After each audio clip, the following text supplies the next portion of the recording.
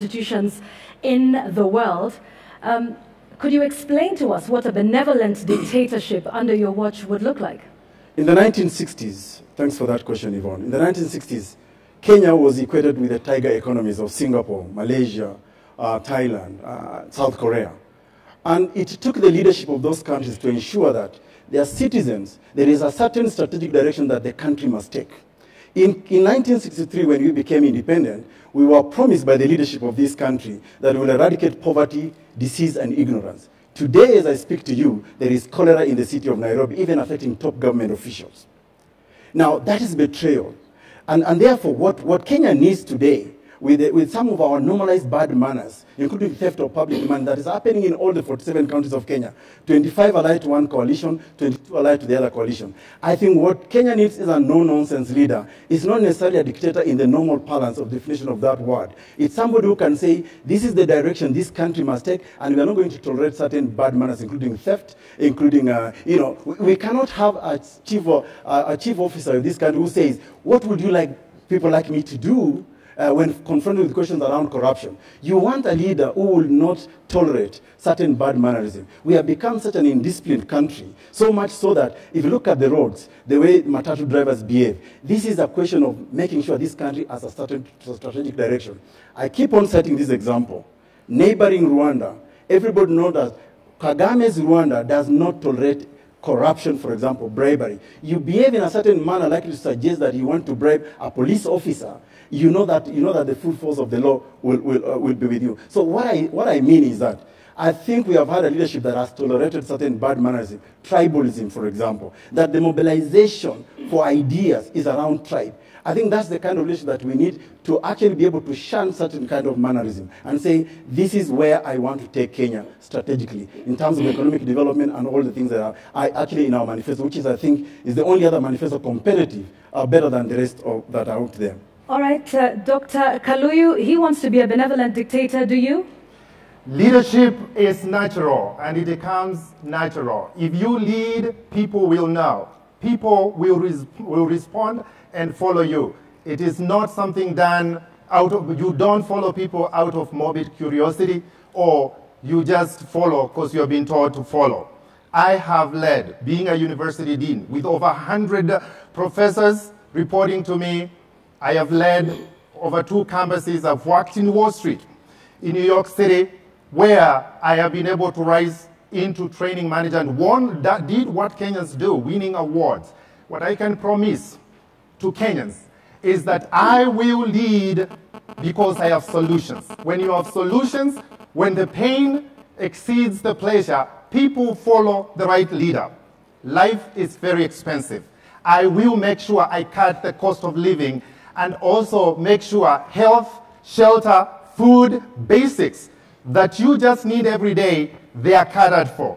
I'll make sure youth, as I lead in the youth area, I will have a plan, and I have it, where we have every 290 constituencies, they will have 2 kilometers, cyber technology, bringing jobs of the 21st century, and making sure I bring free skills training. Only less than 5% of Kenyans actually have university degree. That means other skills that are needed, we need leadership in that area. I will be the end of corruption. I'm independent, I'm uncompromised, I do not belong to the cartels, I do not belong to any interest groups. And if you give me a chance to be your commander-in-chief, I will make sure corruption is a thing of the past and it is history. When it comes to diaspora, we send them abroad. I left my job as a university dean, a professor, and I can tell you they need to lift their weight, and I'll make sure they come back home. And finally, I'll cut taxes. I trust you with your money. I want to give money back in your pocket. All right, I just want 1 minute of a follow-up for that, specifically to do with integrity and leadership. In your 6-point plan manifesto, you say leaders who have a questionable past should not be allowed to run for office. The idea that the leader was not directly involved doesn't hold water because it happened under his or her leadership. My specific question to you is, do you think your opponents who are here with us tonight and others would pass your test? I can only speak for myself. And Kenyans are smart. They know who has been involved in what. They know who has done what. They know who speak opposite of what they do. I can tell you, if you are thinking or imagining of taking public coffers, please start packing, because a new sheriff will be in town. Because we cannot tolerate this. People taking public coffers and trying to run away, and tomorrow making broken promises and promising people every 5 years being part of the system, trying to see how they can take advantage. I will end that. And if you are caught, we will prosecute you in public. And therefore, I'm here to assure Kenyans that I will make sure, if you have a probable cause, not rumors, you will be suspended. Your case will come quickly. You will be tried in public. And guess what? You will not run for an office because you don't deserve it. You got your chance, you blew it, you don't deserve to be running a public office. Thank you. Professor Michael Wainaina, you've made some rather stinging accusations against the current administration. You have called them thieves and corrupt people. So let's talk about integrity and leadership under your administration, because a lot of people say that some of your criticisms are academic, are idealistic. What sort of integrity would you bring to the office of the president? Like you said, I am a university professor, a retired university professor. You have said that I have had stinging criticisms of some people who are running. Yvonne, I will assure you that it is not me who said those things about them. They say those things about themselves. I have been a blogger for a year, profmichaelwainaina.com, and I have been responding to some of the things they have been talking about themselves. So when you say that I have been criticizing them or I have been calling them thieves, they have been calling each other thieves. It is not me who called them who called them thieves. I will refer you, Yvonne, to an article that was written by Musalia Mudavadi on 10th of August 2016. In the Standard of 10th of August 2016, where he said that the political class in NASA, that time it was COD, and Jubilee, are suffering from political gangsterism. It is not me who called them, who said it's suffering from political gangsterism. I will refer you to another article that I did called The Anarchist and the Thief.